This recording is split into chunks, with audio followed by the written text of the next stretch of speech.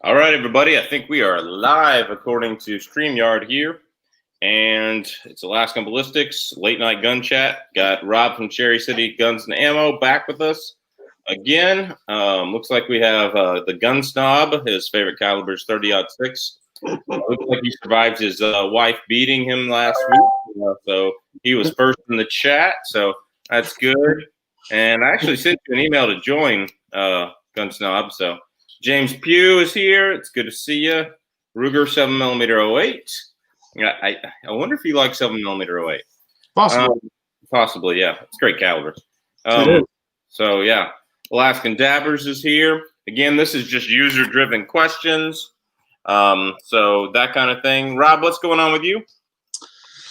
Not a whole lot.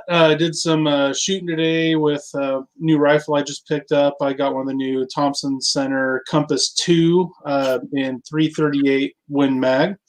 I've not had a 338 Win Mag before, so wanted to try it out, especially with the deal they got on them right now. They're like $285, and then you get a $50 mail-in rebate, so I couldn't pass up that deal to try out a $235 338. And I did a little bit of a review video on it, which should go up next Monday. So that's pretty much what I've been doing lately. And I'm getting ready to shoot my big Thanksgiving video, which is going to be huge and epic and crazy. So nice, cool. Looks like we got Darren Honey joined us. Says, "Honey, hi, honey, I'm home." All right. It's kind of weird, but okay. Lakeview Outdoors. There you go. What's up, Grizzly Crazy? All right. So again, following who on that deal, it's a steal. Yes, it is. It's a great deal on a rifle right now. Yep, it is.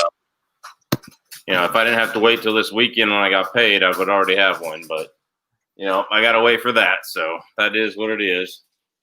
My kid is staring at me off screen. I'm sorry, he's cuter than you guys. So yeah.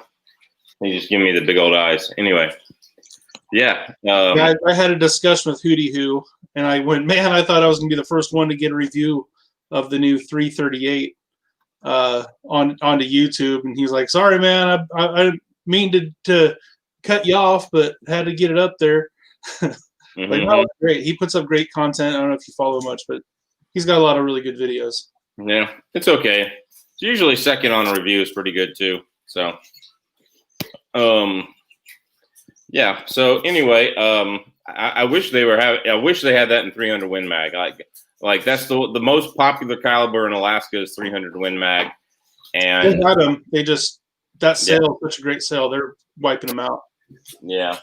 So I was thinking about maybe the Savage 110 Tactical, which takes the same mags as my Remington 700 Really? with Magpul stock.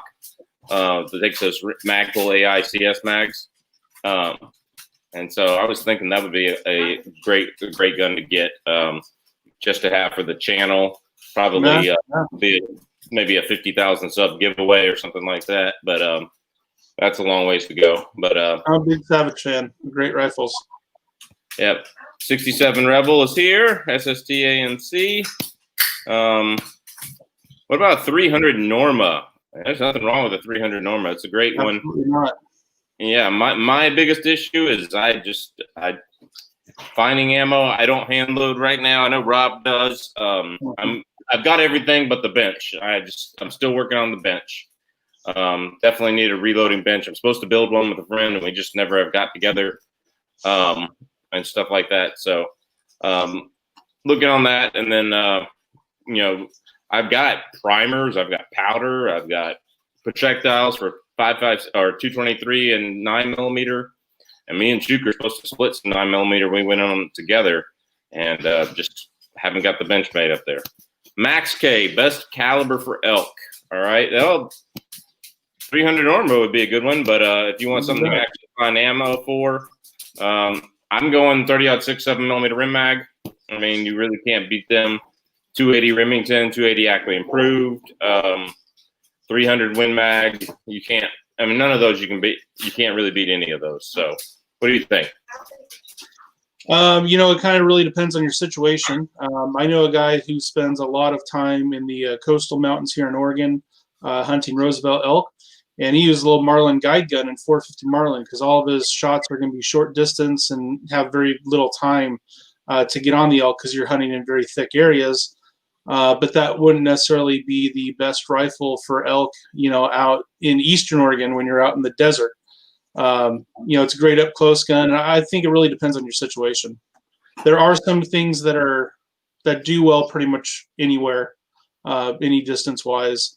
You could always go with 300 Win Mag, 338 Win Mag, 7 Mag, and you don't necessarily have to go Magnum either. But if you're going to be stretching it out a ways, you probably want a Magnum. Probably, yeah, definitely. Any of those would be good as far as best caliber for elk. Mystic Guns is in the house. Apparently, she didn't get on the domestic violence charges for beating her husband and locking him in the trunk last week. We're just kidding. Just kidding. That didn't happen. They were just kidding in the chat. They had to get a room afterwards. All right, so 338, you can hand load 300 Nosler Accubon and Woodley weld core. Yeah, true. 338, 300 grains, kind of heavy for a 338 Win Mag. You're not going to get a lot of velocity, but hey, there you go. Yeah. Just bought me the Thompson Center Compass 2 and 7mm rim mag. Going to pick it up tomorrow. There you go, man. Yeah. Like that 139 grain Barnes LRX load. Find that. Oh, that thing will shoot. What's your favorite all-around Alaskan caliber? All right. Oh, we got the Gun Snob joining us. Hey, what's up, Gun Snob? All right. What's up? Hey, it's downstairs. I didn't know you were going to join. Otherwise, I'd have a box of 30-06 right here just to see you triggered, man. I've got a box of 30-06 over there, actually. It looks like your bruises healed well. Yeah. She didn't kill me yet. All right. Favorite all-around Alaskan caliber. I'd say if I had to pick one rifle to do everything in Alaska, you're talking big brown bear, big moose, bison hunt, but you could load it down for black bear and black-tailed deer and caribou. 338 Win Mag. I think that's going to be your minimum for your big brown bears.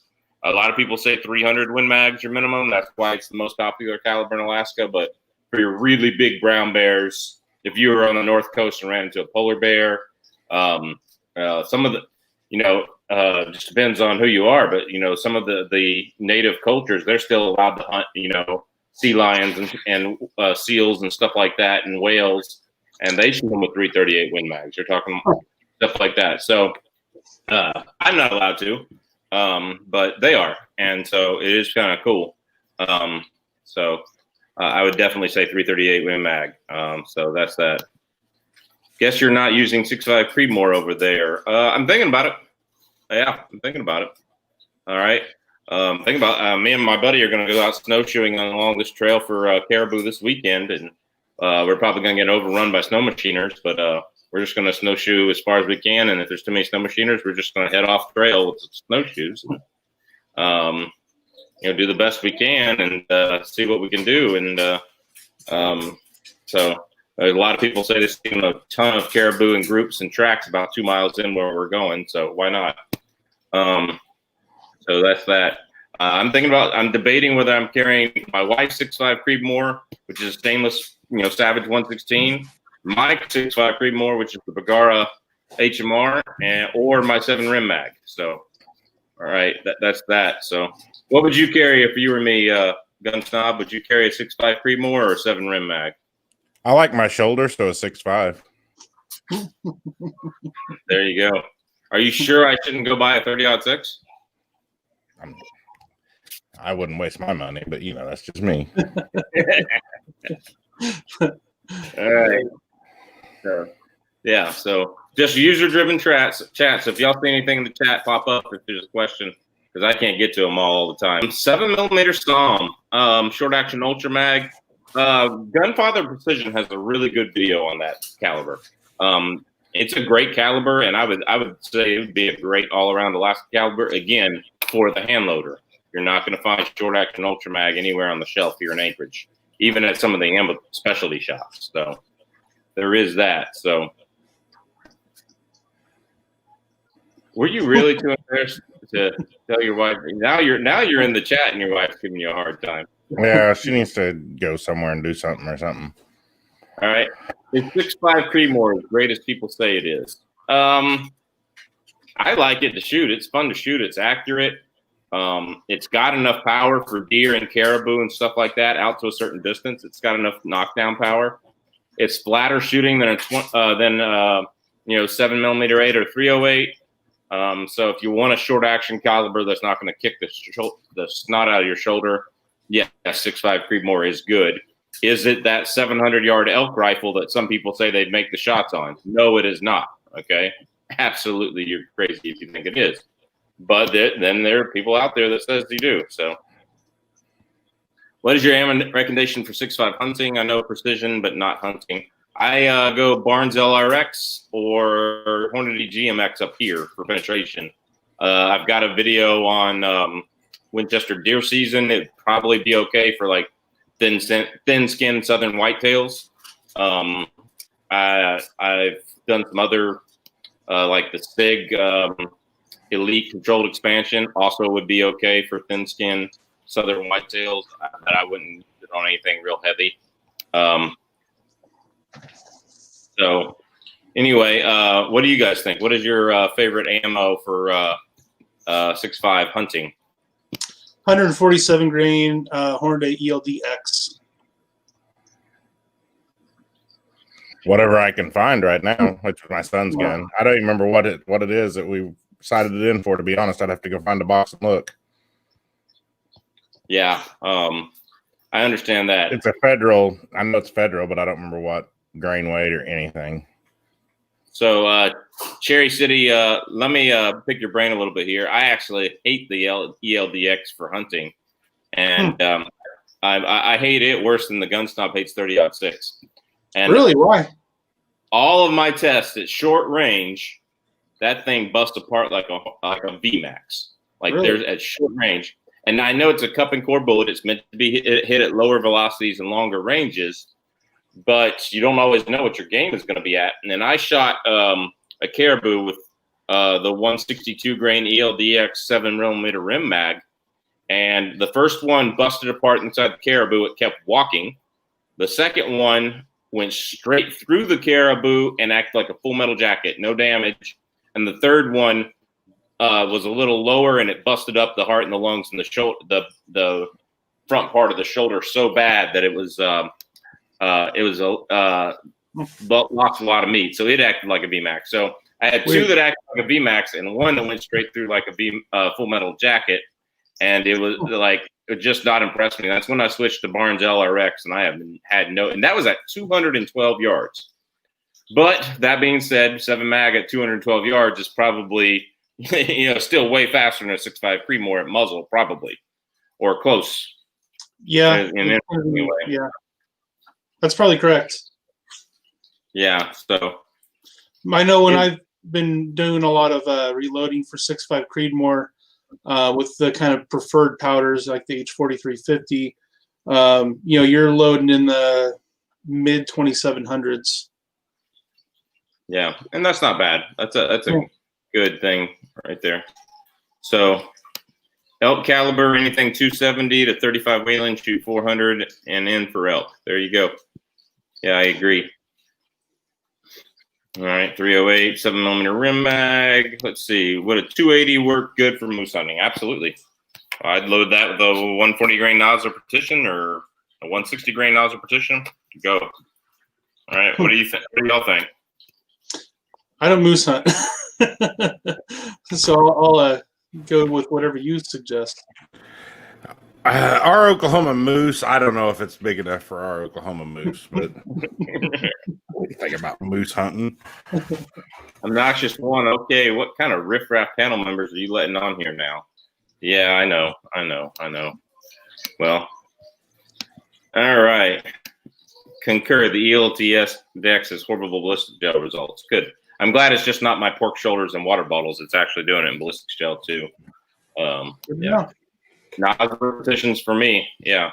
Now I'm sure if you did a ballistic gel test at 500 yards, all right, this would be a great video. Whoever did it, this thing would blow up. You'd get 100,000 views in a few weeks. But if you did a ballistic shell test at 500 yards, I'm sure the ELDX would do great in 6.5 Creedmoor.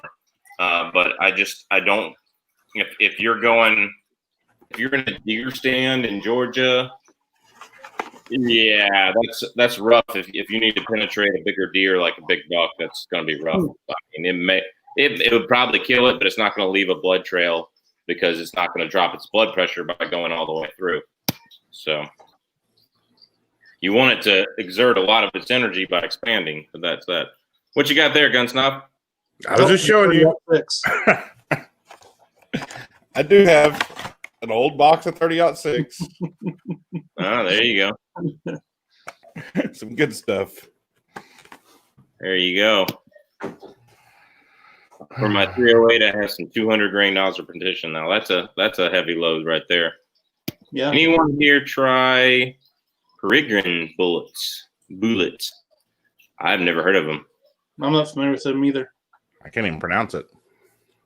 Yeah, at least I don't can either. So, and Grizzly Crazy is telling us ELDX stuff. Yeah, but that's it. I had a customer at Cabela's when I was working there this summer. Swore he killed a grizzly bear over his bait stand with ELDX. Oh my gosh!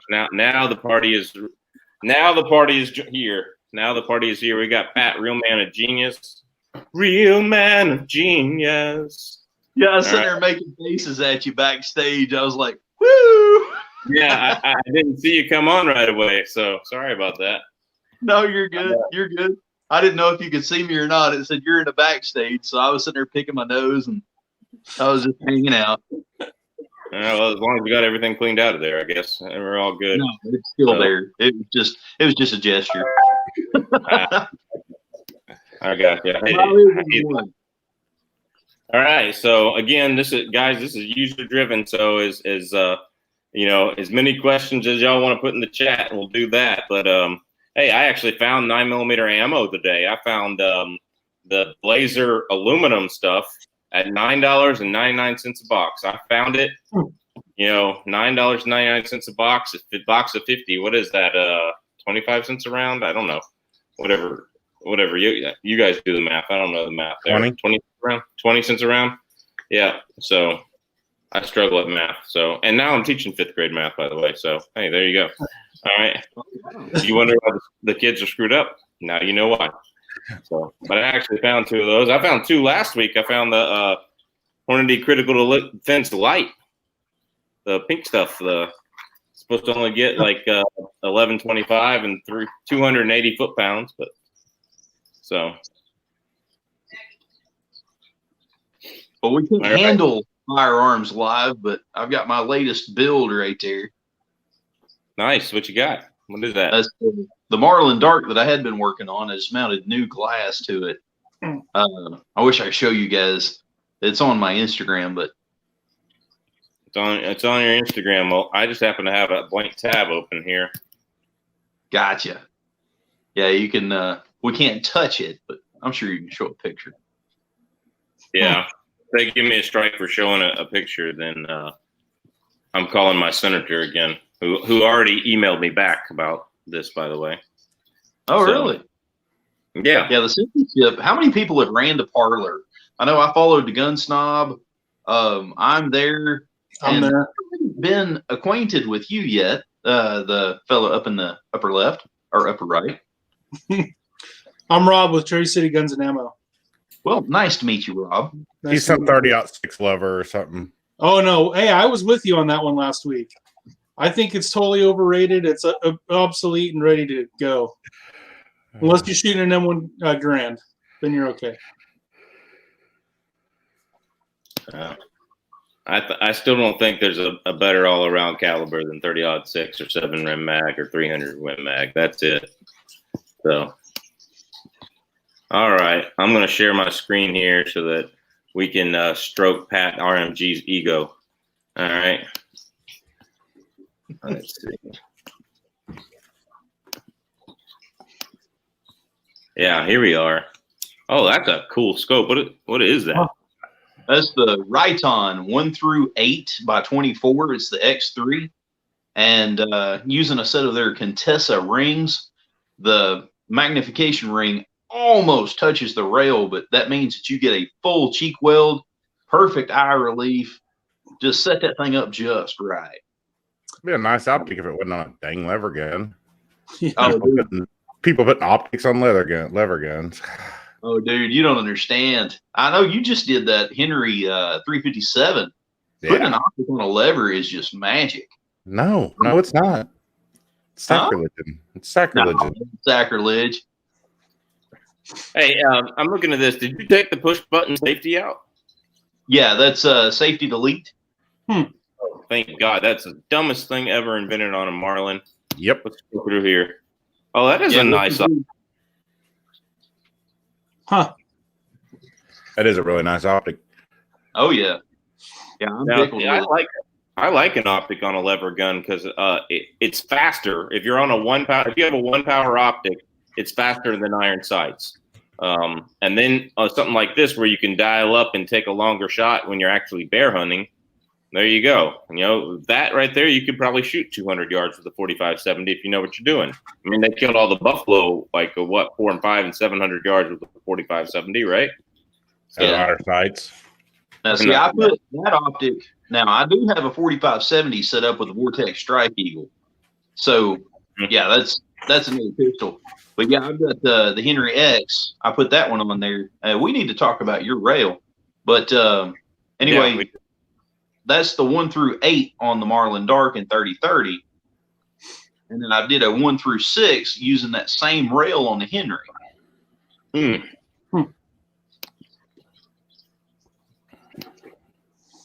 Oh, that's kind of cool. I'll be honest, I kind of like that.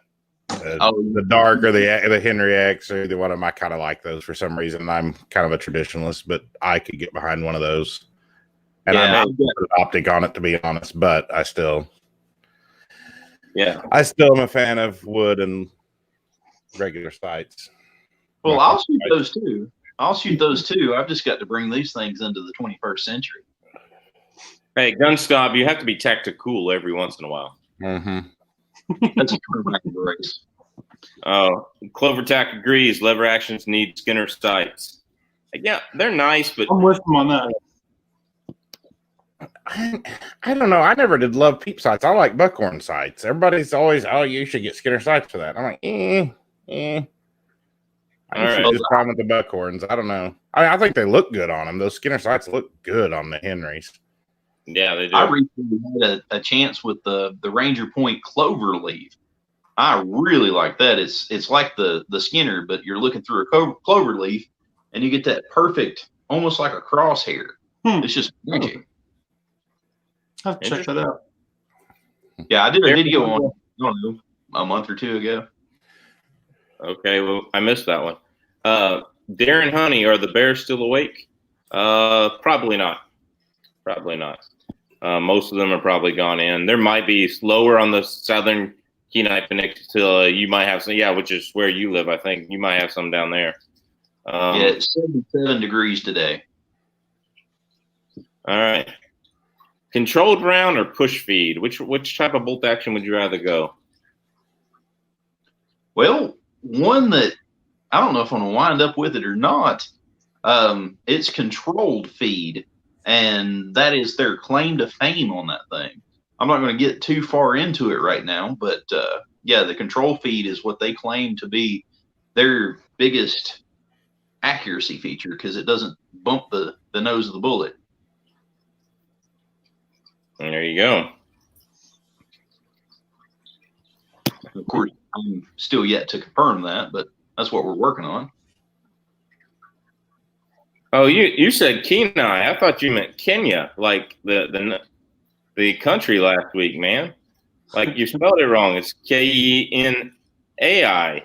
There we go. All right, man. We'll have fun. Have a good trip back. All right. I got some 10mm blazer ammunition at 3 Bears 2 stocked up. Nice.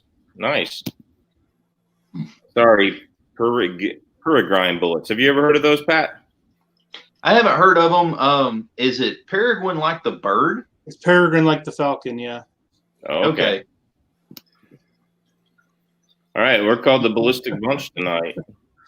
The ballistic. We need more squares. I mean, where's Alice?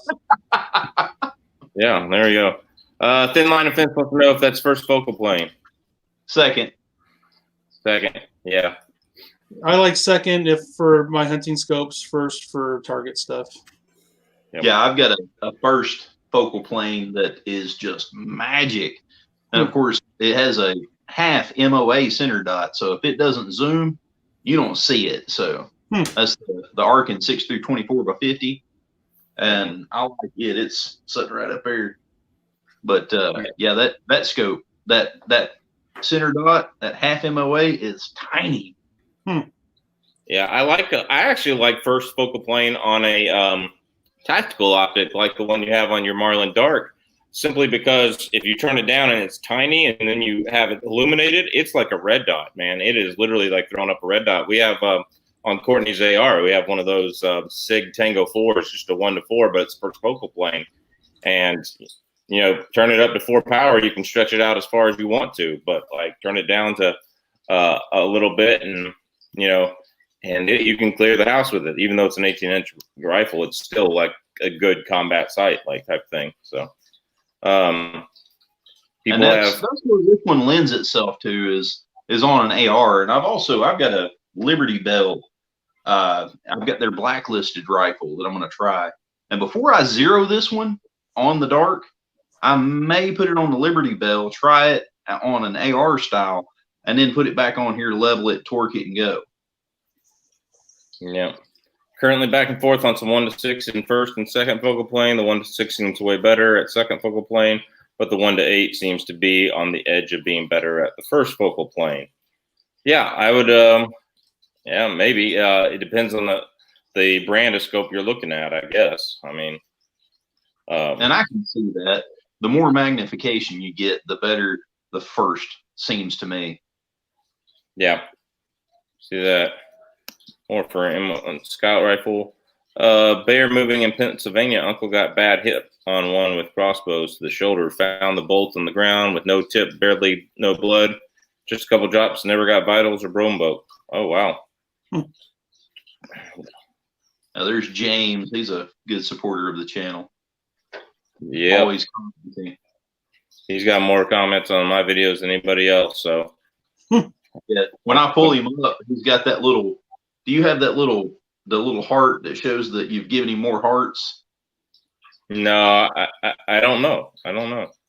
It may be at a difference in our app, but yeah, he shows up as on mine when he comments. He shows up as one of the more commented, more hearted guys. All right, looks like Clovertack wants his A2 style buttstock back too. But yeah, good stuff. Nothing on it. Controlled feed is better if using for hunting. There you go. Cherry, you need to put Hickok on in the background again. They'll have something entertaining to watch already. Oh man. Oh man. Hold on a second. Let me go outside and ice my balls. All right. Hidden below the belt. Oh wow. Yeah. That was a good one. He got us good there. Smart TV behind me next week.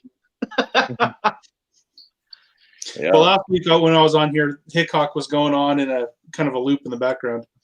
Yeah. What's up, R4 Mississippi Thunder? Yeah, H586 studio. What's going on?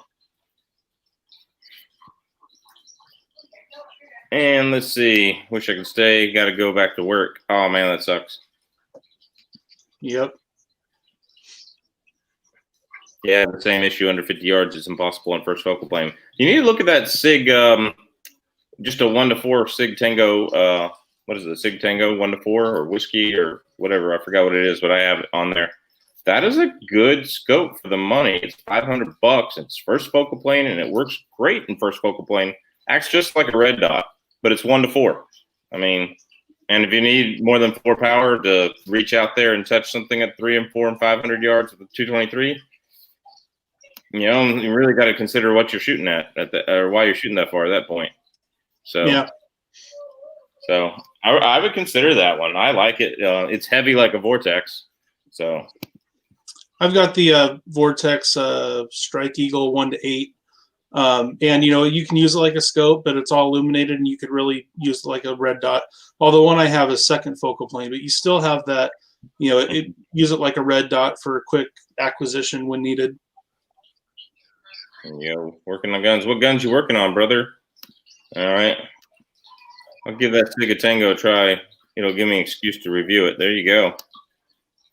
Thumbs up, guys. It's the blue hand towards the right. You should click. There you go. Thank you. Baby Hulk is late to the party as usual. That's all right. We're actually catching up with the chat this week. Of course, I've skipped some stuff, but wow. So user driven. That's because I'm not out there typing and arguing. True.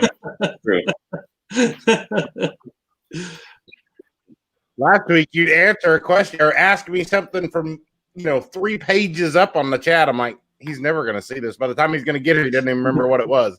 Sure enough, Yeah, we had a lot of people in here last week too. Anyway, it was a good chat.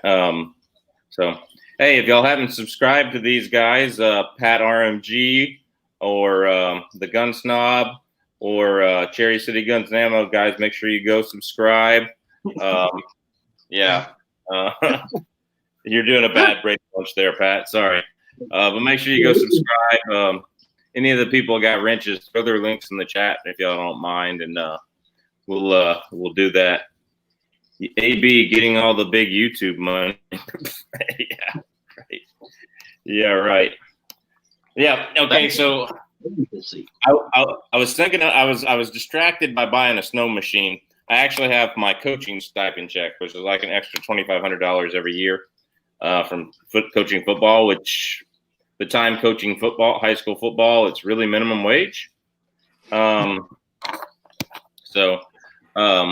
Oh, he's right here in the chat. He's in the chat. This is Gun Snob. He's in the chat, Billy, truth be told. So here he is right there. Anyway, so with that money, I'm debating. I've been debating, do I build an AR-9 Glock Mag AR-9 millimeter, or do I build me a 6.5 Creedmoor battle rifle? So I'm thinking like an 18-inch 6.5 Creedmoor. I already have plenty of 6.5 Creedmoor ammo. Otherwise, I build a 308, which is a better battle rifle caliber. But that's that. So what do y'all think? 6.5 Creedmoor battle rifle or AR-9 pistol? Hey, it's a 7-inch Foxtrot mic I was looking at. They have a pretty good reputation. Both should not be an option right now. It could be an option, but both should not. I'm going to buy my wife something nice for Christmas that she wants, not the 270 that I already bought her. But anyway, what should I do? Do you want to have fun? The little AR-9 seems like it would be more fun. It's I always look at holes in my collection when I'm contemplating different firearms, and it's like, do I want another little plinker? Do I want another blaster? What do I want? So that's where I would go. You're talking about either a battle rifle or just a really fun little compact plinker. That would be the question I would start with. Yeah. So you said, go ahead. The Sheepman 220 sent us $4.99 British pounds. So pretty sweet, man. So thank you for the super chat. We appreciate that. It's like Ia Corrigan says 6'5", Ethan Jackson says 6'5". Go ahead, guys. What do you think, Gunstop? What were you going to say? Well, you said that 308 is clearly the better battle rifle caliber. So if you think so, then build the 9 right now and do the 308 later. 2 votes 9. Do a 308 instead of the 6.5. Yeah. But I'd like to have a 6.5 battle rifle. I think it'd be a pretty sweet setup. Yeah. So I already have plenty of 6.5 ammo. I got 2 rifles in it already. So that's just what I'm contemplating. So what do you think, Rob? We already talked about this the other day. I think it'd be, if you're going to do a battle rifle, especially something that'd be good for use in Alaska, 338 Federal.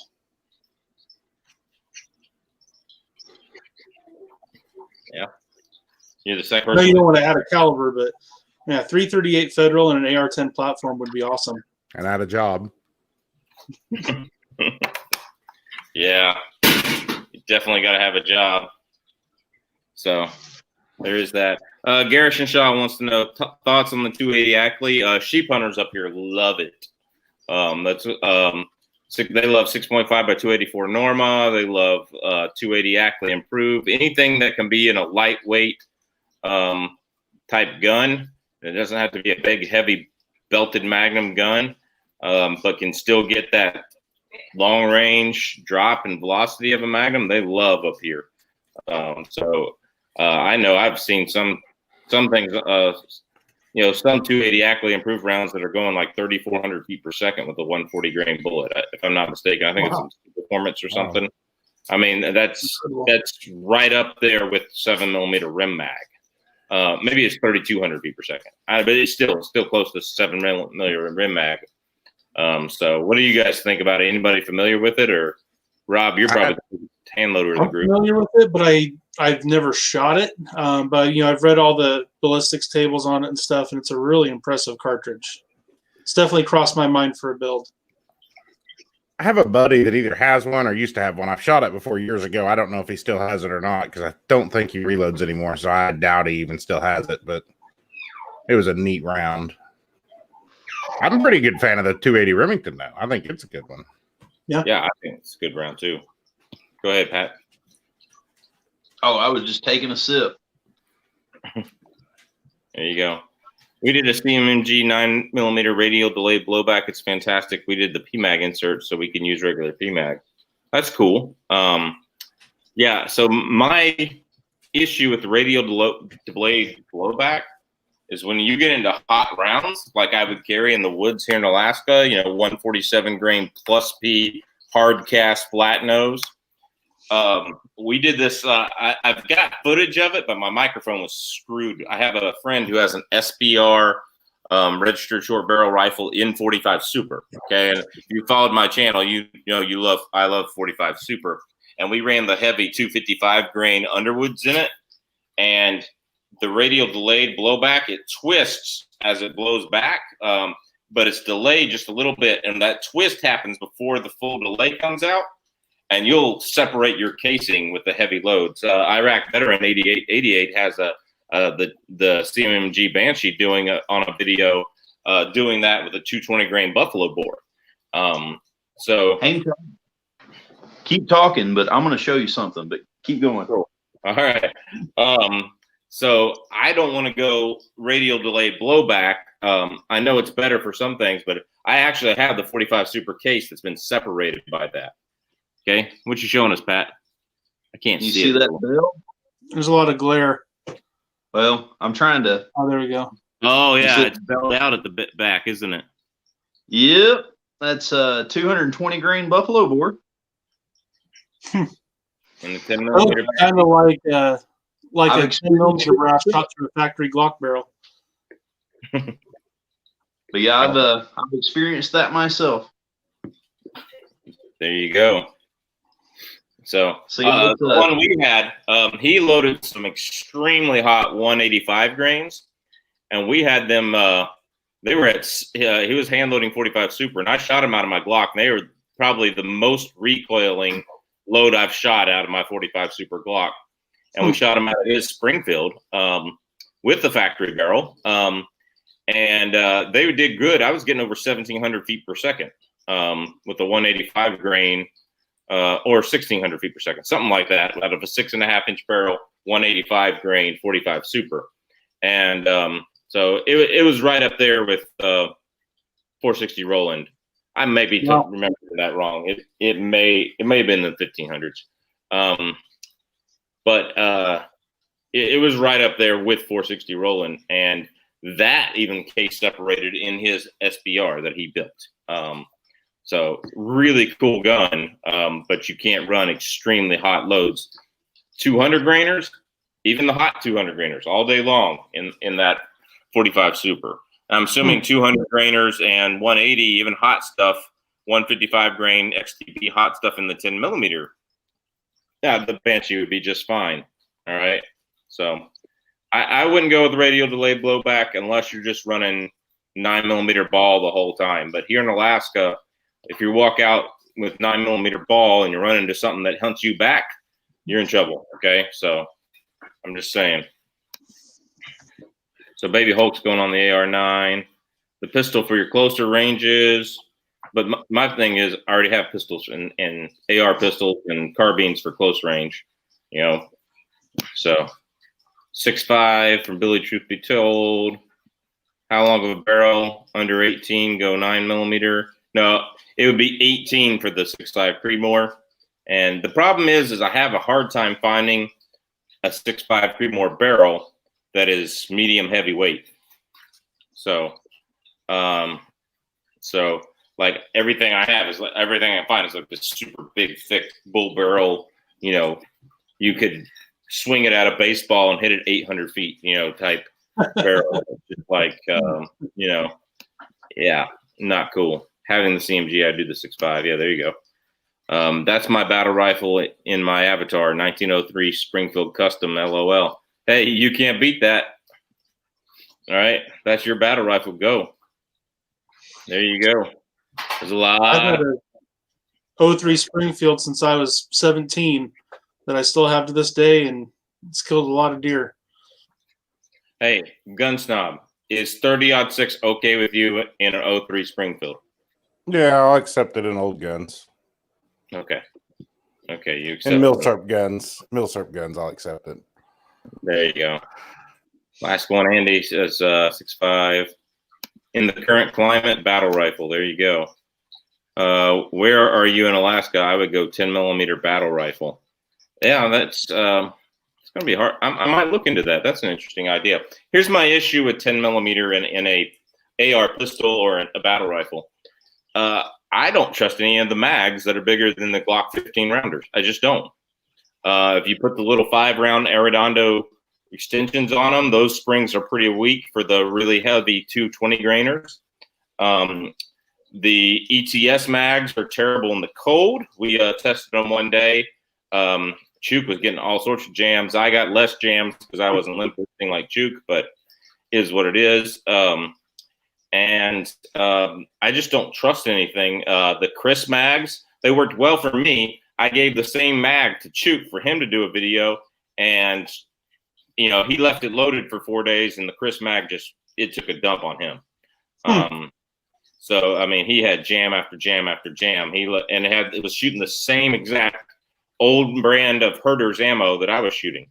So I like 10mm carbine would be fun, but it's only 15 rounds fun. A lot of people saying the SGM mags are good. But I had one in 45 years back that was terrible. So, it's just one of those, once you design a magazine to go farther than what it is, it's like, we know the Glock 9mm mags are good. I already have 4 of the Glock, OD green 33 round mags, so 9mm. So it's like, at least I'd already have mags for it, and that's $800 under Joe Biden's new tax plan. So. Yeah. Right. Just right there. All right. Glock mag AR9 in 45. I just hope old Joe forgets before he ever gets in office. I don't even think he'll make it. They'll say he has brain cancer and Harris will be president. All right. No, oh, yeah. I don't want to hijack with political stuff, but yeah. Yeah. I've kind of been ignoring it since the election because both of those buffoons were going to trample our 2A rights. One was just going to do it faster than the other, and that's the way I see it. And, at least all the Trump worshipers that are out there that think he can do no wrong will have to fight their anti-2A president now. That's the way I see it. Okay. I'm sure Trump was better than Biden. He really was. I understand that.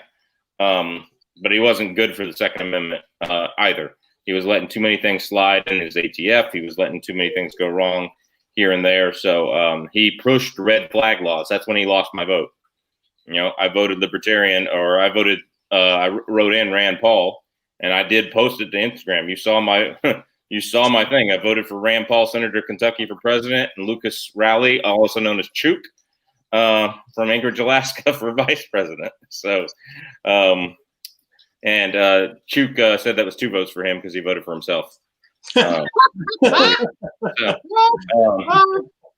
yeah, I could get on that all night, but I just think that, Obama had a terrible time getting any gun control passed. He couldn't even get his ATF to ban M855 because everybody was on board standing against him. Trump's ATF could do whatever the frick they wanted to, and the NRA and the FUD didn't stand against them.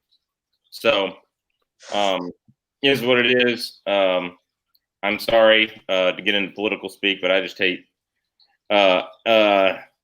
I just hate both of them, and I feel like America lost either way. And I know I'm an idealist, and maybe my head are in the clouds or whatever. But it's time to quit compromising. In my opinion, it's better off.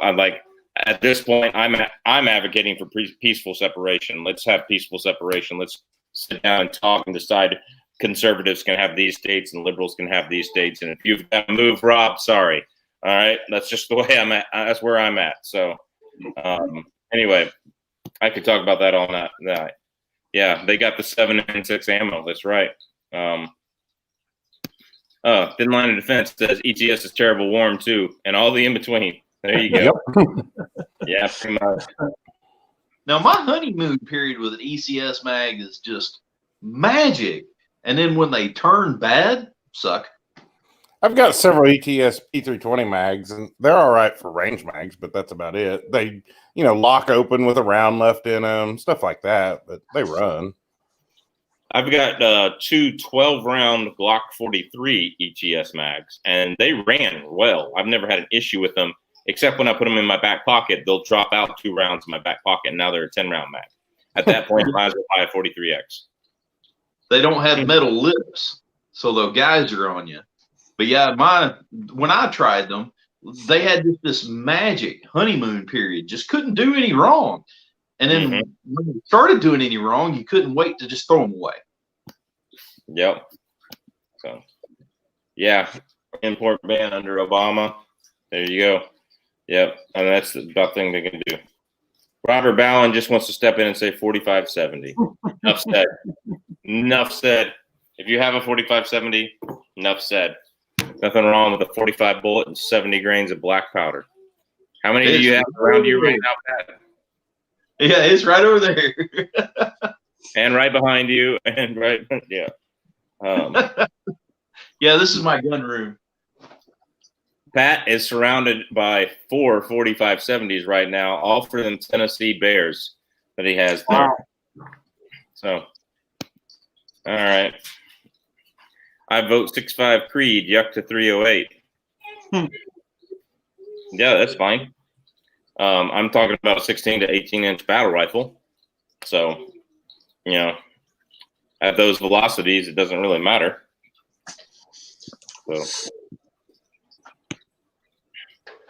no more 30-06 imports, LOL. Yeah, they did that too, didn't they? Because it was a military caliber or whatever. So, yep. So, anyway, we caught up with the chat pretty well tonight. Last week it was just streaming because the gun snob was hating on the 30-06 like an anti-American scum. Oh, I'm sorry. Still there. Okay. I made one comment and it just kept going. I don't know. Yeah. Yeah. I don't hate the 30-06. I don't see a lot of use for it. There's so many better options out there, in my opinion. That's exactly what I said last time and got in trouble for it. I don't hate the 30-06. I just said the 270 made the 30-06 a great round. That's true. That's true. So that being said, I don't own a 30-06. So I don't own a 30 caliber right now. I don't have any 30 calibers in the house. I have a 338. I either go big or go small. 4570. Go home. Whatever. Oh, there's my 30 cal. Yeah, there you go. Any of you seen the 457 Wild West Guns caliber? It is a Magnum 4570. I've heard about it. Yeah. Yeah. They got a 325 grain A-frame that's moving. I think it's 2,300 feet per second. Yeah. I've been wanting to try that. Yep. If you had the money to go pay those guys. No. From what I'm concerned, from what I read, it's just the ammo. You're seriously just the 457 is 4570, but it's a 325 grain A-frame Swift moving at 2,300 feet per second. Okay, so just the ammo, huh? Yeah. So see, I just ran a load from Black Butterfly that was moving at 21. Dang, too many numbers. 21 something. And you want to talk about just it was smooth for it to be that fast. It was smooth. But yeah, I want to try that WWG, that Wild West Guns 457. I just haven't had a chance to sit down and find it and order it yet. There you go. I just want some of their guns. I love their stuff. Oh, dude, their takedown. Jeremy's like the nicest guy in the world. I've met him several times, and he invited us to their SHOT Show party last year. And we got to tour the shop and stuff. That's such an awesome place, anyways, and he's just an awesome guy. Yeah. I don't know where he is. Are you going to Big Daddy Gun Snob? Are you going to be at Big Daddy this week? No. Okay. Big Daddy is Friday. Big Daddy Unlimited. I didn't know if I was going to be able to bump knuckles with you or not. Yeah. Wish I could, but I can't. I knew you being in Alaska. I knew it would be really tough for you. That's why I was just not expecting you to make it. But yeah, Big Daddy Unlimited is Friday. Where's that at? It's in Savannah. So. Oh, it's a long ways from me. I'm in Oregon. Yeah, so I don't know why. I assumed you were West Coast. So yeah. Yeah. I didn't mean 6.5 for a battle rifle. You asked 6.5 for one setup and 308 for a battle rifle, loading 6.5. I'm actually considering 6.5 battle rifle. That's what I want. It's like a 18-inch setup, iron sights, 1 to 4 power scope, 1 to 6 power scope on it. Light as weight as I can get it, and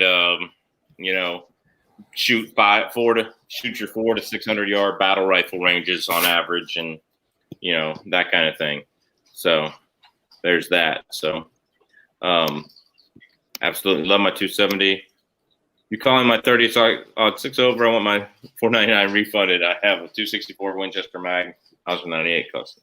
Hey, no, I didn't call 30-6 over. I'm in favor of the 30-6. Just so you know, I think it's a better round than 270. What? Yep, absolutely. For Alaska, especially because a 270, you can't unless you get a special rifle with twist barrel rates, you can't get heavy bullets. So for Alaska, I think 30-6, 270 will do anything in the lower 48 that you want it to do, unless you run into like a big brown bear in Idaho, right? But even then, it's capable of the good shot doing what it's supposed to do. But that's that. So I'd much rather have 30-6 over 270. You can't put a 165 grain GMX in a 270, all right, and shoot it out of a gun that you can afford. So you can do that with a 30-6. So what's up, Big Al? So all right, Big Al's coming in here to defend 30-6. Good. So, yep. Oh, Big Al says, burn your barrel up. Yeah, I had a 270 that was a throat burner. I think it was it was a Browning, and Browning sucked, but it was a throat burner. So, yeah. You can do more with 30-6, absolutely. Okay. Do more, but you can't do anything as well as you can with specific calibers. I agree. Like caribou hunting, you do better with a 7 rim mag. I agree with that. I'm just saying, as an overall, I think as an overall cartridge, it's better than 270. As a deer hunting cartridge, sure, they're on par with each other. So he's right about the 30-6 over 270 in North Pole. I mean Alaska. Yeah, there is actually a town called North Pole, Alaska. I've been there. So Just so I need everybody to knows. come to Alaska one day. I absolutely do. Yeah, I expect you here this summer, man. I got a couple of fishing trips planned. You got to come up, dude. Let me get this house sold. I'm selling my little project house here in town. The inspector just decided to be this impossible. I left 2 closets, okay? Just flexible closets. You can put 67 spots for shoes or golf clubs or whatever. He come in and he said, I expect shelves in those closets. And no, I left them for flex for the homeowner. And yeah, once I get that sold, I'll actually have the money for travel. That's what's aggravating. But I would have been better off. Well, cool. Buy a couple tickets up here for buy a couple of tickets up here next year for summertime. If you wanna hunt bears and fish, black bears and fish, then you'd want 3 weeks between June 1st and or last weekend in May and the middle of June. So just so you know, that goes to any of y'all, Gun Snob, Rob, whatever y'all wanna go. Come on up here. You got a place to stay and a Alaskan guide that's worth exactly what you paid him. I might have to take you up on that at some point. And that's what I'm thinking, man. It sounds good coming to Alaska. I just got to get past all this crap down here. It just seems like 2020 just made everybody come unglued for some reason. Sounds good getting out of Oklahoma in the summer, actually. Hey, Big Al says we used the 270 shoot skeeters there. Yeah. You have not seen mosquitoes like you would not believe until you come to Alaska. We call them the state bird. Anyway, so pick up and carry it off. So shot a Ruger single 622 at 3 years old. There you go. That's what I'm talking about right there. Hey, my kid's on the living room floor over there. Hey, you only got 2.5 more years. Ruger single 6. There we go. Hey now. Yeah, so there we go. The Outlaw Hatfield, what's up? How you doing, man? How you doing? So, welcome to our train wreck of a show. I'm defending the 30-06, and everybody else is, anti-American. 2 world wars, don't care about it. Whatever. So, I love the 30-06. Yeah, you can't beat it for Alaska, that's for sure. Alaskan skeeters will carry off a small child, that's for sure. Jamie here says, I hunt Georgia deer with a 270, but it didn't win World War II or Korea or World War I. Probably parts of the M1 Garand. You could say the M1 Garand won World War II, and it was originally chambered in 270, not 30-06. It's true, but they all had all that 30-06 ammo. They wanted him to rechamber it. So yep, there you go. Got my 39A. That's a great Smith & Wesson pistol at 8 years old. There you go. Jeremy Kruger, what's up? Drop it like it's Scott. How goes it? It goes well. So, shout out to everybody there. So, well, guys, we've been going. All right, we got a question now here. Here we go. Hey, guys, what shotgun would you recommend for home defense? I'd recommend an AR-15 personally. I'd recommend an AR-15 with the 60 grain Barnes tipped TSX or 60 grain BMAX or something like that. To be honest with you, if you want to use a shotgun or you can't buy an AR-15 right now in your state, 870, the Mossberg, they're all good. Any of the good brand Stoker pump shotguns are good. An old Winchester 1300 Police is the best one out there. It's the smoothest pumping. That would be my recommendation. A lot of your Turkish-made Winchesters and Stevens and stuff like now have that same Winchester rotating bolt head, and they can be as smooth if you really work on them. But that's that. Have you shot a Mosin? Looking to get one? Actually, why don't we finish this question first? What do y'all think, Pat? We'll do a round robin. Here we go, Pat. Well, when it comes to shotgun, I used to be a firm believer in shotguns, but like you said, I stepped out the last time I needed one. I stepped out with a 14.5-inch 5.56 loaded with 62 grain. When it comes to shotgun, you can do it, but one of my sheriff buddies told me, basically if you actually have to use it, which using it and living far outweighs the negatives. But he told me, he said, if you use a shotgun, the dude's going to have to lay there, and it's just going to be this mess that you're going to have to clean up after we show up and do our paperwork. So, I don't know. It's kind of one of those iffy things. I would prefer the 14.5-inch 5.56 because with a 15 or a 50-yard zero, I can maintain a very similar group all the way out to 300 yards. So, I don't know. I kind of like the AR. Go ahead, Gun Snob.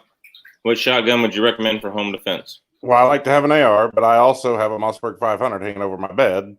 And I would say either an older 870 or one of the Mossbergs, 500, 590. But I won't go with a newer 870 because I had one of those and ended up trading it off. It wasn't that great. Yeah, absolutely. I have an 870 by my bed. It was one my dad bought for me when I was 11 or 12. So that's that. Go ahead, Rob. What do you think? I happen to be a big Mossberg fan. Don't think you can go wrong with a 500, 590, or if you can get it, even a 590 A1. A1's the barrel's made out of thicker steel, so it's going to help a little bit with muzzle rise and recoil and stuff like that.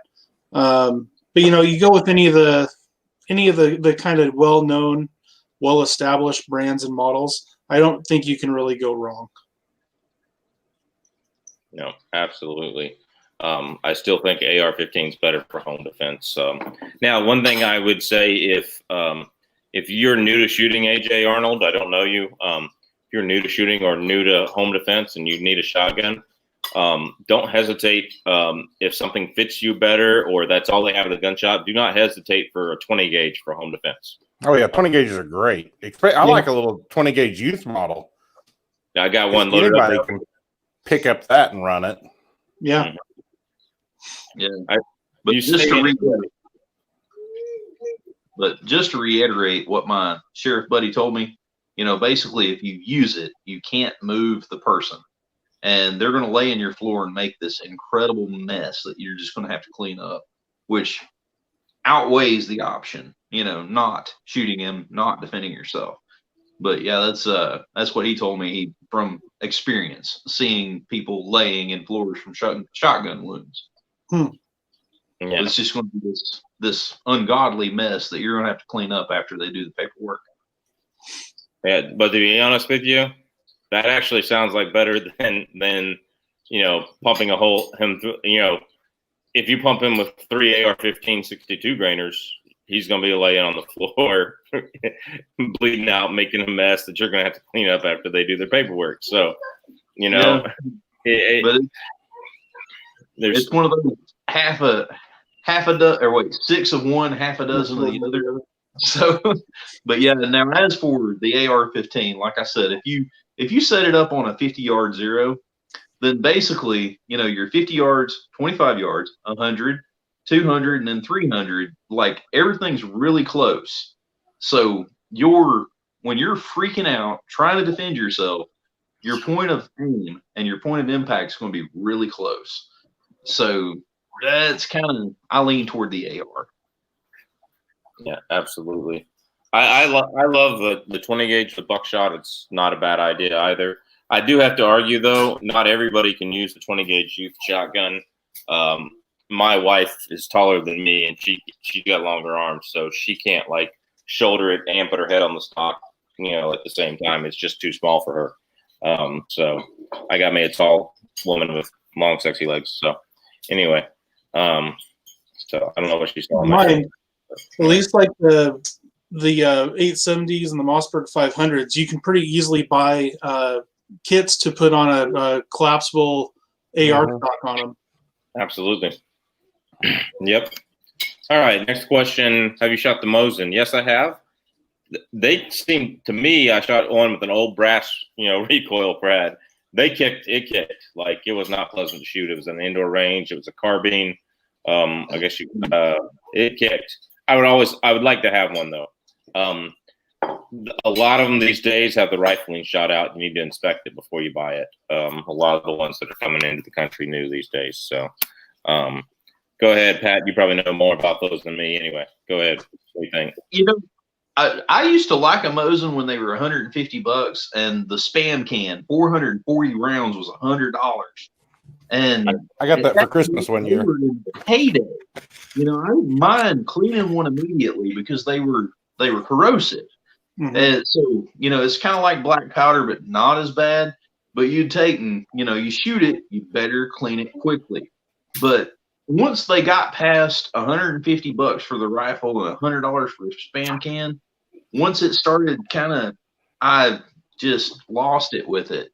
But yeah, I like Mosin. I had a Blondie. I had a 43 Ishif.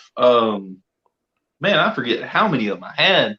But once they hit that like 250 and up mark, and then the ammo went up, I ditched it. So that's that. It's like a lot of us are agreeing with that. Sorry, I was late for thanks for doing the chat. Thumbs up if you haven't already. It helps. There you go. All right. 870 is good.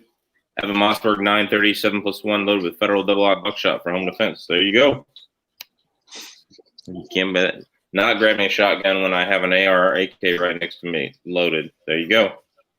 Yeah, I agree. Contrary to what the media would tell you, you still have to aim a shotgun, so it doesn't really do you any good. Especially if it's somebody in your house, unless you have a really, really big house, you're going to be shooting very short distance. Yep. So this shot is not going to spread out. Like you're lucky if it's that big at 5 yards. Yeah. It's just that doesn't have time to spread out. It'll spread out inside its target, but so what do you think about shotgun defense loads? I like double-aught buck. I like number 4 buck or number 3 for 20 gauge. But we used to hand load. We would put 3 pellets of double-aught buck or 8 pellets of number 4 buck, and then load 3/4 of an ounce of copper-plated number 4 shot on top of that. It ended up being a heck of a coyote load in South Georgia, mid Georgia, where they run across these small food plots as fast as they can, and you don't have to shoot them from 400 yards. You shoot them from 40, and full choke with that load, you would just tumble coyotes. It was insane. So, but it was just a kind of a buck and bird round, if you will. And my friends at the indoor range I worked at called it chuck shot because I gave them a bunch of it, and they were making fun of me because they didn't hand load and they were jealous. So chuck shot. So I like that as my favorite on defense round. I don't have any more left. I think I shot them all up. But number 4 copper nickel plated shot in a high brass shell is absolutely great home defense load, in my opinion. It's going to penetrate. All those together at short distances will penetrate. And there's stories of duck hunters, taking down brown bear up here with shotguns. So yeah. Wow.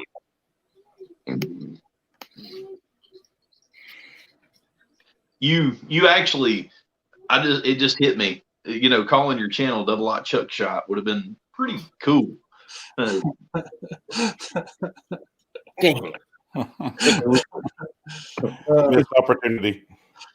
Missed opportunity. Double-Aught Chuck Shot. Yep. Yeah. See, I'm looking to rebrand my channel. I just don't know how to do it yet. But yeah, Double-Aught Chuck Shot. That would have been pretty cool.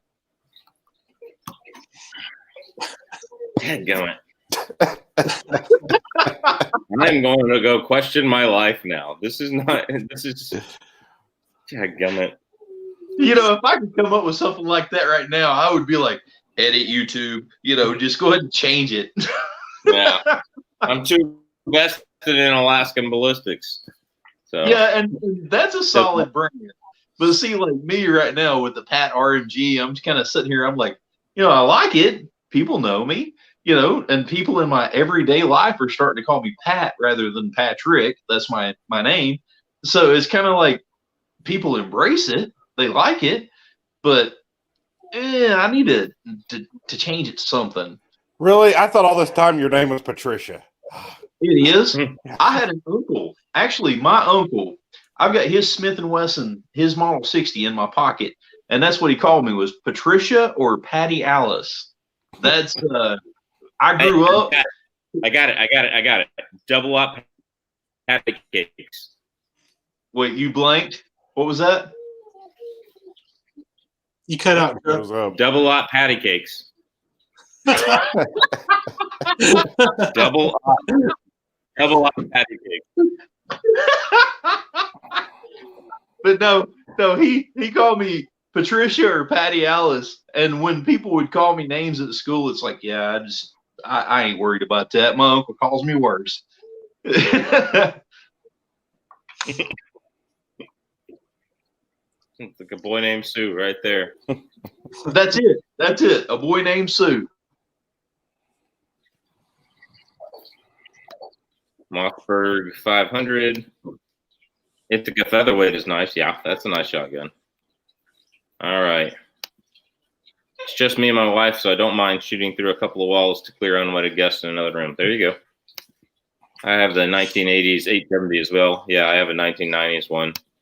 Love my Winchester XSP, but I would prefer an AR-15 with fully loaded standard capacity magazine.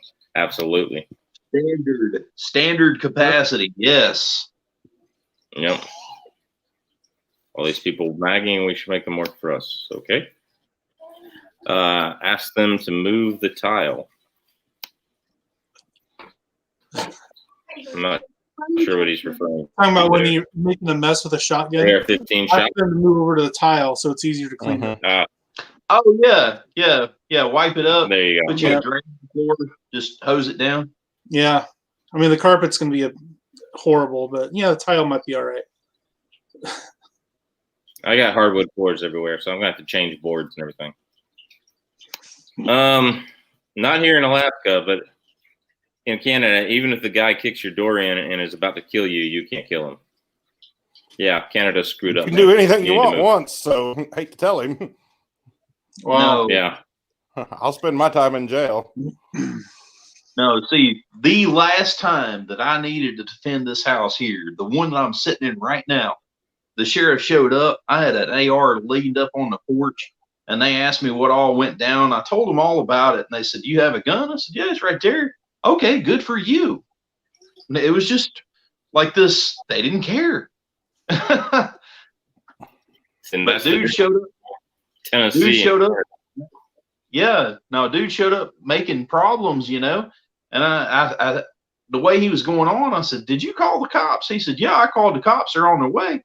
"Oh, all right, you hang tight." I turned off the porch light so he'd freak out because everything went dark. So I called 911. I said, "Hey, are y'all on the way to this address?" And they said, "No, we haven't heard anything about it." I said, "Well, I've got a guy here trying to bluff me, so y'all just need to go ahead and show up." And they showed up, and literally, it was all fine. They didn't care. Yeah. So it was the most ridiculous mess. Yeah.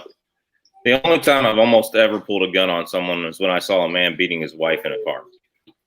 And I'm sorry, you don't beat your wife in front of me. That's. And, what if your wife beats you? You would need to know that after that. But no, I don't have to worry about that right now. My wife's pretty chill. But it's definitely a good question though. But I mean, technically, nobody's going to believe you in court there, gun snob. Just so you know. They will if they've met my wife. Yeah. Hope you get a good jury of your peers, right? Double barrel coach gun, absolutely not for home defense. Hey, Joe. Yeah. No, just sorry. fire 2 shots. 2 shots off the balcony. You know, I told my wife just fire 2 shots. I told mine fire too, but right at his face. it's messy regardless. My family has been through it. Yeah. I'm sorry you had to go through it. My first thought when you said, about the mess is I kind of was thinking to myself, the mess made from the leaking blood at that point is probably the least of your concerns if you actually are going through all that. Yeah. Are pistols really banned by the ATF? No. They have been discussing it and trying to ban certain ones from importation. The Wiley Law Firm has supposable inside contacts or memos where they are talking about banning all this stuff. And the definition is for importation only. So they're not going to, like a Bren pistol, they're not going to import anymore, right? Supposedly is what they're trying to do. Howsoever, because they're giving that Bren pistol certain definitions, they could turn around and use those definitions on already legally owned civilian pistols made here in the United States that weren't imported. That's the concern right now, and that's like the direction they seem to be heading. All right. So are they really banned? No. All right. I ain't gonna lie though. I put on private, or I've taken down every AR pistol video I had, simply because I don't want the government knowing I have one. They probably already know I have one, so who cares, right? But I'll take the pistol brace off and shoot the buffer tube like they all used to do with the buffer tube against their cheek, not against their shoulder, against the cheek, So, and you can put just pull it out of the sling. Take the sling and pull it out against it. Yeah, that's what we used to do before all the braces came out and stuff. You just take that sling and it's still kind of wobbly, but you're pushing against your body this way rather than pulling back. It kind of serves as that third point. There's going to be a time when the guns are going to become unacceptable. How many guns coming? Yeah, maybe.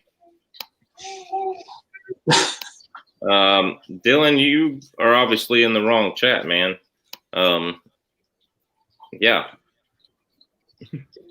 Nobody said anything about killing home intruders. We said stopping home intruders.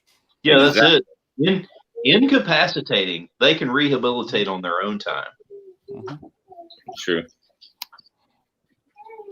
Hopefully they brought something with them to clean up all that blood off the floor. How about your guns? Hey, I put a cooking video on mine. I'm dairy gluten free. I put that. It got 450 views, and I'm sorry that's not good enough for my channel. So, and it was a great video. I don't know if you guys saw it. It was pretty cheesy. It was pretty cheesy. It was about the best dairy free cheeses. Here's your thing, dude. People with guns are what gave you your rights. Okay, the government will take your rights away. Every country that's given up their guns no longer has freedom of speech, no longer has true freedom of religion, freedom of the press. None of that is available in every country that has given up their guns. So if you want to talk about human rights, one of your human rights given to you by your creator, whatever you believe your creator is, given to you by your creator, is for self-defense. All right?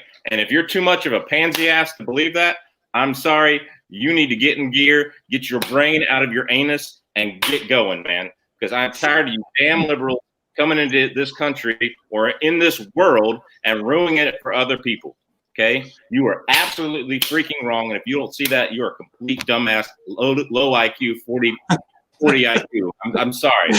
Give me a strike. I don't care, all right? That is who you are. If you think guns need to be thrown out, if you throw them out, only the government's going to have guns. Okay, only the government's going to have guns, and then they'll come kill you. That's what's happened. Okay, talk about all these Black Lives Matters getting killed by cops. What do you think it's going to be if nobody can have guns? Okay, yeah. Dylan B, get your head out of your ass. Get your head out of your ass. Wipe the shit off of it too, and then maybe your brains will start working. Okay, sorry, I had to go off there. I'm tired of it. You Joe Biden liberal freaking hippie types, screw you. I love it. So how do you really feel about that, Chuck? Yeah, tell us how you feel. Somebody. Poor dude probably already left before you went off on him either. He didn't even get to hear it. He probably just trolling anyway. Probably. Funny, I get called drop it more than Scott. LOL. Oh, dang, we're that far back in the chat, huh? All right. All right, here we go. What's the best budget AR-15 on the market right now under $600, and what's the best AR-15 under $1,200? The AR you build for $600 and the AR you build for $1,200. Pretty much, yeah. Lancer has one that's $12.99 or $11.99. It's from Lancer, the one that makes magazines. That's a nice one for right around that $1,200 price. If you want to build one or buy one, budget AR-15 under 600. Palmetto State's your only choice right now, isn't it? Just about. Or Radical. I don't like Radical. I take Palmetto State over Radical. I have 3 Palmetto States, and just start dropping nicer parts in them. You know, how much is the M&P Sport right now? I know it's higher than that probably, but yeah, you could get them around that at a time. But yeah, they're in the $7.99s. You can find the Springfield Saint or in the $800 to $1,000 range. So that's that. You can get a Delton, but why would you? Yeah, they're terrible. Didn't Hitler use the tactic of removing gun from public before the Holocaust? Absolutely, he did. Is this my daughter? Is that you, my daughter, Taylor Gibson? Yes. There you go. She had to come on to make you feel special. So. Colt says that he's still unclear. He's stepped on the throat with lots of pressure. Mm-hmm. Still unclear. Damn. That's what I saw. That's what I was talking about. Right for that one. Where does he stand? He stepped on the throat with lots of pressure. All right. I'm still unclear where Alaskan Ballistic stands on Joe Biden liberal hippies. That's crazy. All right. Okay. Yes, that's your daughter. I hope you can feel special now. Any thoughts on BCA? Yeah, she's a long ways away. She's about 2,300 miles away right now. Yeah. Oh, yeah, that's right. Any thoughts on BCA uppers before COVID? They were running almost $200 in all calibers. I've seen some, let's see, 50% tactical. He had a video on a BCA barrel that he had 300 blackout. He put a suppressor on and he got a baffle strike, or he got something wrong with it because the threads weren't concentric. They're cheap for a reason. If you just want to try out a caliber or something like that, I've thought about using them. A lot of people have used them and had good luck, but I would just say, seeing that's a major boo-boo. They had immigration issues where they're hiring illegal aliens and stuff like that in their shop a few years ago too. So, if I'm not mistaken, that's Bear Creek Arsenal, right? Yeah, that was BCA. Yeah. They had several illegals. They got a nice big bust, and yeah. Joe Biden hippie liberals. I mean illegals. Whatever. No, I've got a BCA 350 Legend barrel. A friend of mine has a BCA 350 Legend barrel. Another friend of mine has a 50 Beowulf BCA barrel. And actually, the 50 Beowulf was a complete BCA upper. But all three of us had almost identical issues, and that was failure to eject because the chambers were all gummed up, and then lots of failures to feed. We had all three, a straight-walled cartridge, but all three needed the chambers buffed out pretty well to get them to eject really reliably. It's just I don't know what was in there. I don't know if it was something from the manufacturing process they failed to clean. But yeah, you just couldn't get things to eject at all.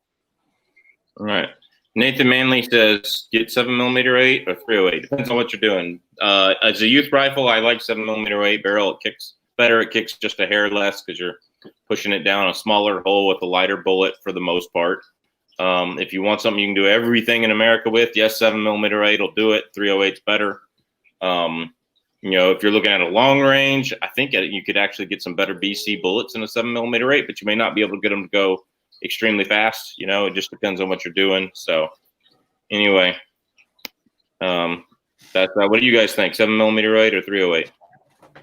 They're both great, but I think 7mm 8 is really underrated. But 308, if you just want to shoot for fun, it's cheaper to shoot normally.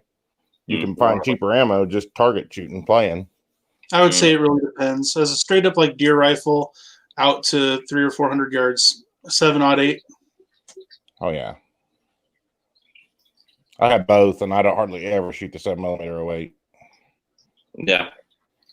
I got a 7mm 8 youth rifle. I hadn't shot it since I did the Fiachi scope crap thing. It was an okay scope, but $70 scope they sent me. Pat, what do you think? Yeah, it's unfair. I haven't spent any time with 7mm 08, so I do know that I like the 308 a lot. I've shot the Rogue, love it. But as for 7mm 08, my opinion is moot. Okay.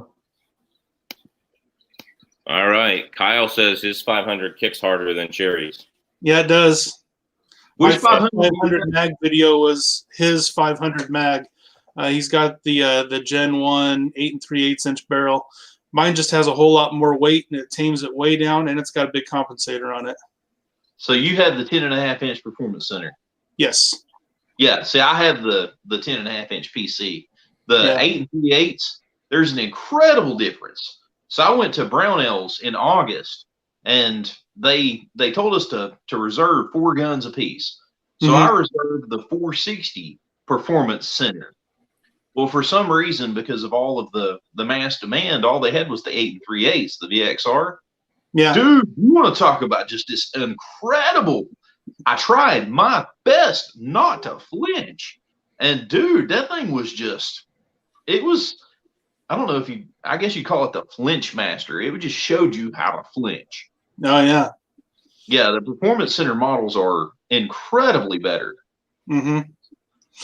I got that nice Walther Lothar barrel and that heavy barrel shroud and that big compensator do wonders.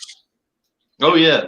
You need to check mine out. I sent mine off for a distressed Cerakote. It is slick. Really? Yeah. So I've toyed around with the idea of making it the ultimate Murica gun by going and getting an American flag hydro dipped. No, the guy, I had shot it so much, the barrel was just like permanently burned that I couldn't clean it off. A Casey's lead remover, you couldn't polish it down.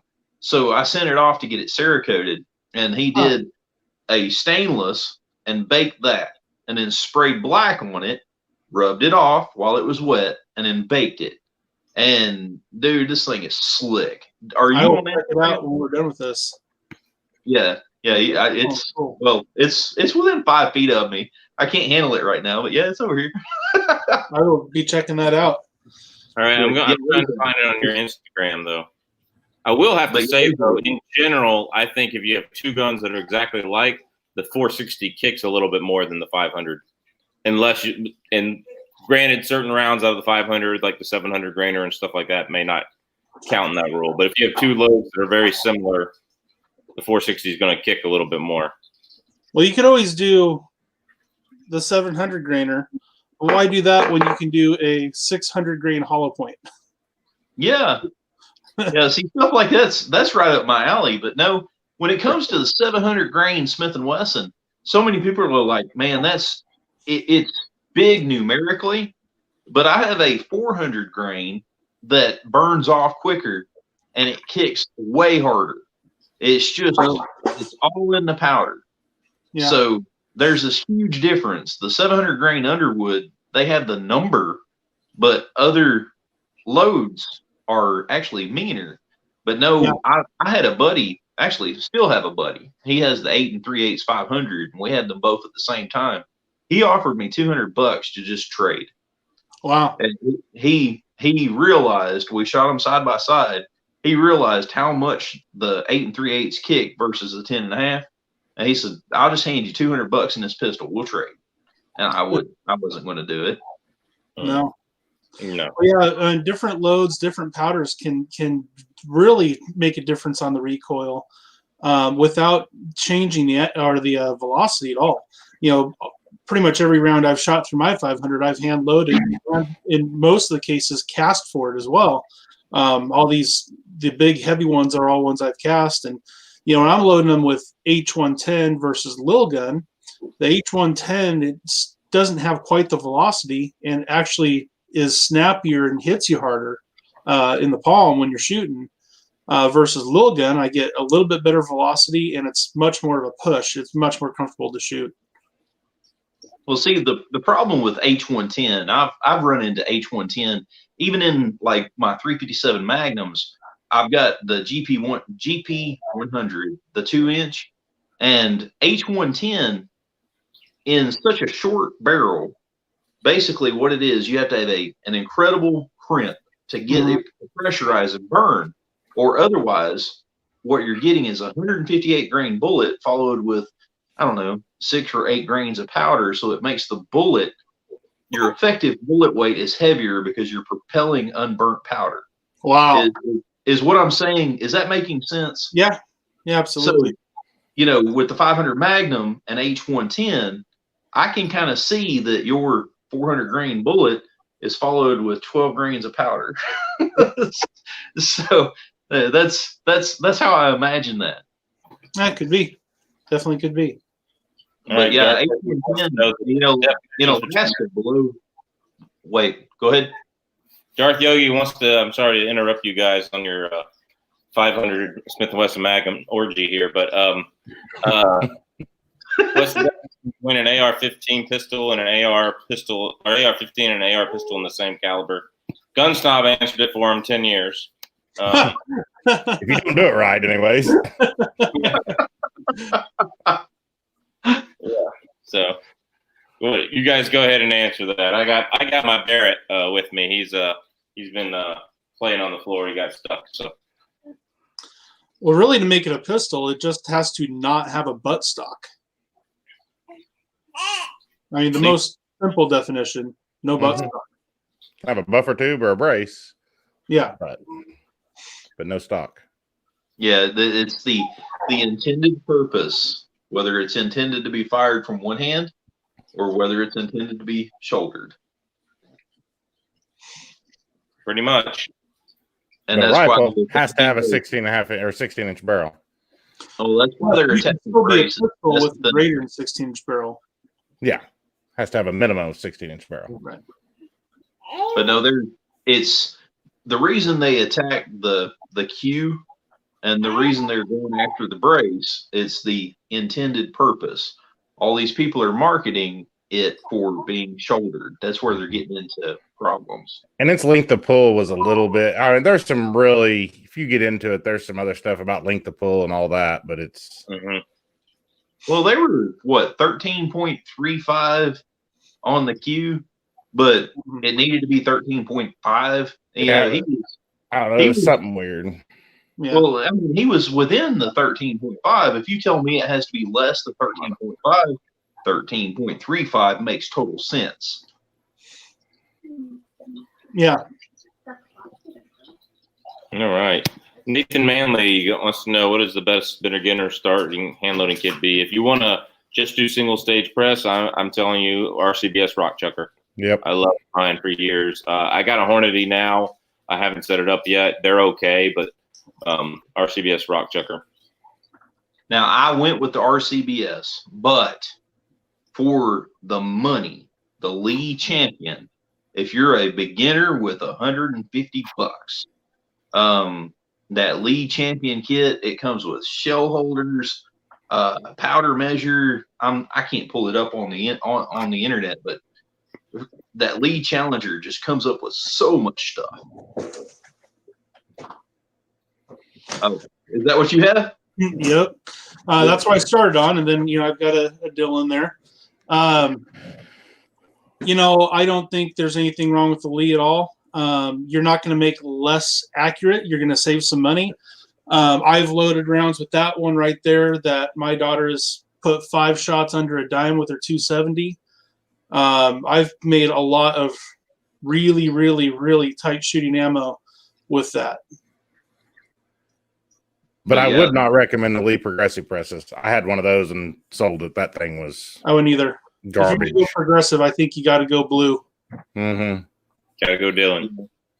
Dylan's where I'm going to wind up. Now, I went my first press, I went with RCBS, but basically the Lee Challenger kit, as for when I went and bought all of my RCBS and I still had to buy a powder measure and I still had to buy this and I still had to buy that Lee Challenger just to get me started, that would have been magic. Because like I said, it comes with all the shell holders. It's just a whole fully encompassing kit, and you can move on from there. Yep. Absolutely. But, Dylan's going to be my next. But if you think you're going to really get into it, buy the RCBS, because you're going to end up upgrading all the stuff that comes with that Lee Challenger kit. I mean, the press is fine, but you're probably going to end up upgrading all the rest of the stuff. Yeah. Oh, yeah. I agree. Except for the RCBS scale, that little 505 scale, powder scale, that thing absolutely sucks. It's the fan. If you turn the fan on in your room, if the air pressure changes in your house because the temperature changes, I check the zero of that scale every round. It works, but it is challenging. It's labor intensive. Yeah. Yeah. Get it now. RCBS Charge Master. I've gone to go ahead. I've gone to Lyman Digital, but I'm thinking about getting the Lyman digital Charge Master that dispenses it for you too as well. So I'm not familiar with the Lyman version. I've got the RCBS Charge Master, and I love it. Love it. Love it. Love it. Yeah, my boss at Cabela's told me, he worked at a local gun store for years that did a lot of reloading. He was telling me the feedback is if you live near power lines, the RCBS and the Hornady Charge Master electronic dispensers, they actually get thrown off by the electromagnetic radiation through power lines, but the Lyman does not. He said they're all good, but if you live near power lines, now how big of power lines, I don't know he meant, but I have a power plant right down the road. So, I have heard that fluorescent tubes can do it too. Yeah. Now, what are y'all talking about weighing your powder for? I just fill them until they're full and then cram a bullet in. I thought that's what you did. I just use Magnum pistol powder for everything. You're listening. He's just kidding. Don't do that, really. Solid option. All right, what do you think about this? This is Trill Spill. AR pistols are very practical. Dracos are just stupid. I would say if the Draco is 10 inches, I know the Draco is usually, 7? Or shorter. Dracos are crazy short. Yeah. If the Draco, if you got 10 inches in an AK pistol, they're actually pretty nice. They're like a 300 Blackout. They don't lose a lot of velocity. They're still at 2,000, 2,100 feet per second because you have the width to burn the powder, not just the length of the barrel to burn the powder when it comes to those short intermediate calibers like 300 Blackout and 7.62 by 39. So that's that. So I actually like them. I've shot a 10.5 inch AK and I liked it. It was 2100 with cheap, steel cased Russian ball ammo. So I actually think in a pistol version, the AK and the AR, 6 1/2 dozen the other. Who cares? But the AR does look cooler and it's more accurate. So there is that. So. All right, Scott Leeper came in here. He's being a jerk, calling me high check Pelosi. That's okay. You must have not heard my rant earlier about liberals, So you should totally do it again. I should. I'm going to delete this video so I don't get a strike on YouTube for that. So no, don't delete it. Don't delete it. You'll be fine. Yeah, whatever. I didn't curse today. Too much. No, you're fine. Yeah. I didn't say the F-bomb. I was good. I was good. There may be limited ads, but it'll be fine. Yeah, whatever. After the live chat, I take ads off this anyway because anybody who's willing to sit here doesn't need to watch 25 ads that YouTube throws on there. So anyway, pistol version of rifles are so dang loud. That's very true. Well, guys, it's been an hour and 40 minutes. Why don't you guys tell us what you have up on your channel? We'll start first with the 30-06 fan himself, the gun snob. Go ahead. Got a bunch of 30-06 reviews. Oh, no, I don't. Got a new Henry review and got a new top 10 states video. That's all. Go watch them if you want. those top 10 states videos are doing really well for you, man. Well, this one was, but it tanked. It got 11,000 views in the first 24 hours, and then they literally shut it off, and it got 20 views at 4 o'clock today in that hour, 4 to 5. And it still got good audience retention. So they figured out it was a gun video and killed it. Pretty much. All right. What do you got going on, Rob? Cherry City Guns and Ammo. Everybody go subscribe to him. Just picked up my my new Thompson Center Compass 2 and 338 Win Mag. Went out and shot that this afternoon. Got it sighted in. Got a video of it. It'll come out Monday. Tomorrow I'm going and filming my Thanksgiving Day video. And I'm going to see how many pounds of tannerite I can pack into a 23-pound turkey. I've got 10, but I don't think it's going to take 10. But if it'll take 10, I'm doing 10. So that's going to be a lot of fun. So watch out for that. Are you going to shoot it with a 338 Win Mag? I'm going to shoot with a 338 Win Mag. I don't think there's going to be a lot left. The goodness of it, that's what I was going to say. The goodness is you'll have bite-sized turkey. If that, yeah.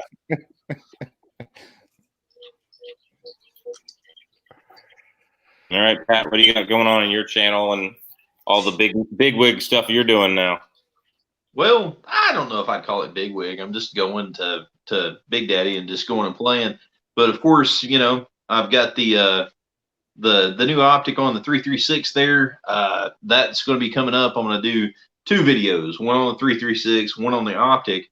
And then whatever comes from Big Daddy. I'm going down with AR15.com. I'll pick up my editor at the airport at 3:30, and then we go on to the dinner. But yeah, whatever presents itself. Big Daddy sent us an email, and they said, you know, we have the vendors, and you're expected to go visit all of them, which I got no problem with that. I understand they showed up from all over the country. So yeah, I'm going to stand in front of their table and chat with them. So whatever comes from that. So I'll have videos for ARFCOM. I'll have videos for myself. It's just going to be this flurry of cool stuff, I guess. That's pretty cool. All right. Thanks for the chat tonight, fellas. From what I saw, it was a good one. You're welcome. You're welcome, man. All right. Coming up on my channel tomorrow, we've got 10mm Federal Fusion. New load, 200 grain soft point. Can't beat 10mm. It's the best millimeter for me. And yeah, so everybody needs to go see that video. Everybody needs to go see that video. That is my favorite video I've done. It's got like 4,300 views because I keep sharing it. Yeah. No, that was the best video. He asked me, he said, hey, man, you know, here's the music. Do something. So I had the ammo boxes, and I was sitting there just doing stupid stuff, and I chewed on one of them, and I threw one of them away. And and after that, your subs skyrocketed. Right, you like were below me by 4,000 subs at that time, and now you're like above me by 4,000 to 6,000 subs.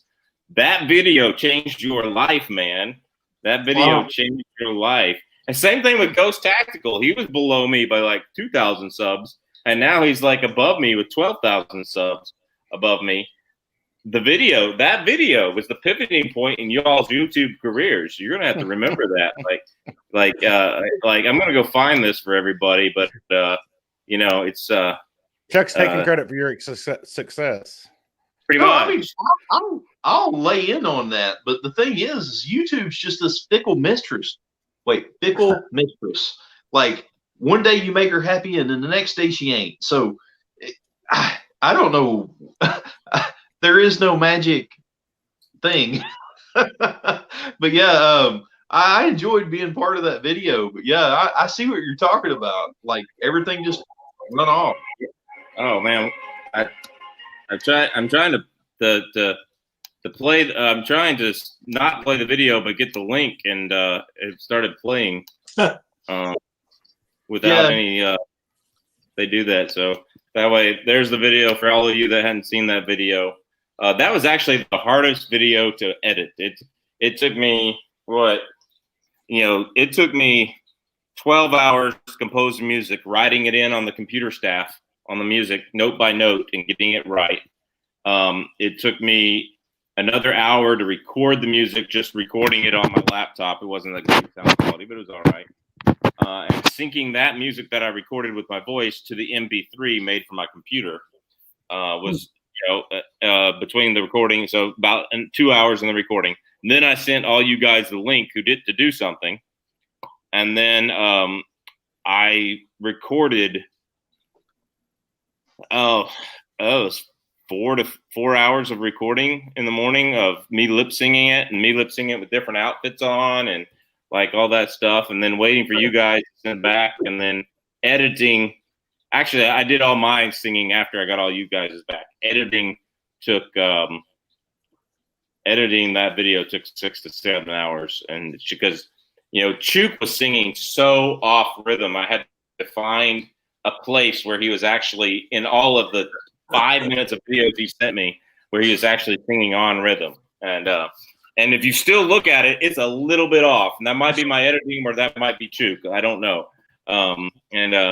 So that was kind of hard. You got off rhythm, but then you started eating the ammo box, Pat. So it didn't matter. By the time you're out off rhythm with the words, you're like, you're eating a 10mm ammo box. So it was kind of good there. So Nathan, good stuff. I enjoyed being part of that. Yeah. I've been trying to do one with Scott from Inside Freedom. I've been thinking about it for months, and it's we're both University of Tennessee fans, right? So Rocky Top. And so I was going to be, oh, coronavirus, you'll always be stuck at home with me. Good old coronavirus, COVID-19, coronavirus, COVID-19. And then the verses of Rocky Top would just be make fun of everything that happened in 2020. And so I'm thinking about doing that one, but I was going to put it over on my other channel, Boss Custom Music Writing. So, but I've been toying around that with, but I wanted to see what was going on with the election first before we do anything else. So I thought it might be a little 2020 Rocky flop. I was going to call it 2020 Rocky flop, but anyway. Yeah, don't get me started on that. Pfizer dropped that 90% effective vaccine a week after the election. That just blows my freaking mind. Y'all chew on that just a second. A week after the election, Pfizer drops. Oh, I can tell you one thing. I'm not going to be the first one to take it. No, we'll let those other people get 6 toes and 3 years, and I don't know what it's going to do. I'm going to hang out here rurally. I've got no problem with COVID. I can do this thing out in the middle of the sticks. But yeah, it just look at the coincidence that they dropped the news a week after the election. They're going to make Biden your coronavirus savior. Yeah. But yeah. I will not be getting that vaccine. Yeah, I'll pass. Nope. Absolutely not. So, yep. All right, guys. Good chat. God bless. Take care. We will see all y'all at the range. Bye. Bye.